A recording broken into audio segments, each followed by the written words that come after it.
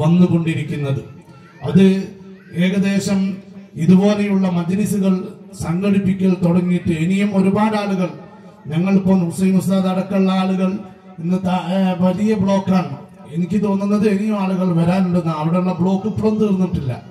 വളരെ പ്രയാസപ്പെട്ട് ഇത്തരം സദസ്സുകൾ നേരത്തെ വന്ന് സ്വലാത്തിന്റെ തുടക്കം മുതൽ തന്നെ ഇരിക്കണമെന്ന് വിചാരിച്ചിട്ട് തന്നെയാണ് നേരത്തെ പുറപ്പെടുകയും ഇങ്ങനെ ഒരുപാട് അപകടങ്ങളും മറ്റുള്ളതൊക്കെ നിങ്ങൾ കേട്ടിട്ടുണ്ടാകും.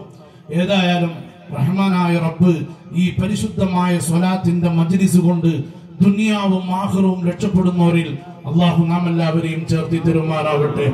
റസൂലുള്ളാഹിനെ സ്നേഹിക്കുക എന്നുള്ളതിന്റെ ആ ഭാഗത്തേക്കൊന്നും ഞാൻ കടക്കുന്നില്ല. ബഹുമാനപ്പെട്ട നബി തങ്ങളോടുള്ള മഹബ്ബത്ത് കൊണ്ടാണ് മനുഷ്യൻ രക്ഷപ്പെടുന്നത്.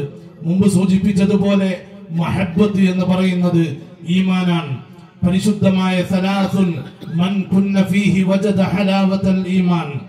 അതിൽപ്പെട്ട ഒന്ന് അൻ യകൂന അല്ലാഹു വറസൂലുഹു അഹബ്ബ ഇലൈഹി മിമ്മാ സിവാഹുമാ. ഇതുപോലെയുള്ള പരിശുദ്ധമായ മജ്ലിസിലേക്ക് നമ്മെ അടുപ്പിക്കുന്നത് നമ്മുടെ ഈമാനാണ്, ഇതിനോടുള്ള സ്നേഹമാണ്, മഹബ്ബത്താണ്. ഈ മഹബ്ബത്ത് തന്നെയാണ് ഈമാൻ എന്ന് പറയുന്നതും. ഈമാനുള്ളവർക്ക് മാത്രമേ മഹബ്ബത്ത് ഉണ്ടാകൂ. മഹബ്ബത്തുള്ളവർക്കാണ് ഈമാൻ ഉണ്ടാകുന്നത്. മഹബ്ബത്തുള്ള ഏറ്റവും വലിയ ആളാണ് സയ്യിദുനാ സിദ്ദീഖുൽ അക്ബർ റളിയല്ലാഹു അൻഹു. റസൂലുള്ളാഹിനോട് അത്രമേൽ വലിയ ഇഷ്ടമായിരുന്നു. മഹബ്ബത്തിന്റെ ഏറ്റവും വലിയ ഉദാഹരണം അതിനേക്കാളും അപ്പുറത്തേക്കൊന്നും പറയാനില്ല. അതുപോലെയാണ് ഈമാനിന്റെ വിഷയത്തിലും സിദ്ദീഖുൽ അക്ബർ തങ്ങൾ തന്നെയാണ് ഏറ്റവും മുന്നിലുള്ളത്. മഹബ്ബത്ത് കൊണ്ട് മഹബ്ബത്തും ഈമാനും പരസ്പര പൂരകമായി പറഞ്ഞ മഹത്തുക്കൾ വരെയുണ്ട്. ബഹുമാനപ്പെട്ട നബി സല്ലല്ലാഹു അലൈഹി വസല്ലമ തങ്ങളെയും ഇതുപോലെയുള്ള മജ്ലിസിലേക്കും നമ്മെ അടുപ്പിച്ചത് മഹബ്ബത്താണ്. അത് ഈമാനിന്റെ ഭാഗമാണ്. പക്ഷേ നമ്മൾക്ക് തൗഫീഖ് ചെയ്യുമാറാവട്ടെ. ഇതുകൊണ്ട് ദുനിയാവിന്റെ നേട്ടത്തിനേക്കാളും വലിയ നേട്ടം മരിക്കുന്ന സമയത്ത് നമുക്ക് കാണണം, മരണത്തിന്റെ ശേഷം നമുക്ക് കാണണം. പടച്ചോനെ നീ തൗഫീഖ് ചെയ്യണേ റബ്ബേ.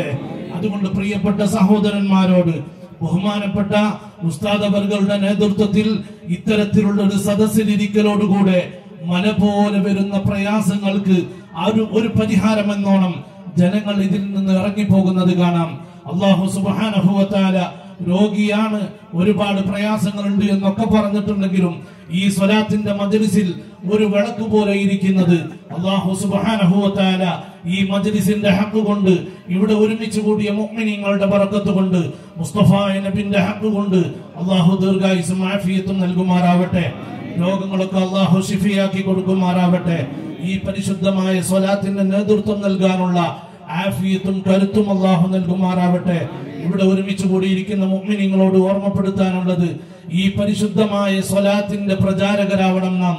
എന്ന് പറഞ്ഞാൽ ഒരാളെ കൊണ്ടൊരു സ്വലാത്ത് ചൊല്ലിപ്പിച്ചാൽ അതുകൊണ്ട് കിട്ടുന്ന ഗുണങ്ങൾ എത്രയോ വലുതാണ്. അതിൽ നമ്മൾക്കും ഭാഗവാക്കാവാം. ഒരാൾ ഒരു സ്വലാത്തിന്റെ മജ്ലിസിലേക്ക് കൊണ്ടുവന്നാൽ അയാൾ ചെല്ലുന്ന സ്വലാത്തിന്റെ അതേ പ്രതിഫലം നമുക്കും കിട്ടും. ആ രൂപത്തിൽ സ്വലാത്തിന്റെ മജ്ലിസിലേക്ക് ക്ഷണിക്കുന്നതിനും വലിയ പുണ്യമാണ്. ഞാൻ സുദീർഘമായി ഒന്നും സംസാരിക്കുന്നില്ല. ഈ പരിശുദ്ധമായ മജ്ലിസ് ദുനിയാവിന്റെ ഏറ്റവും വലിയ നിധിയാണ്. അഷ്റഫുൽ ഖൽഖിന്റെ മജ്ലിസാണിത്.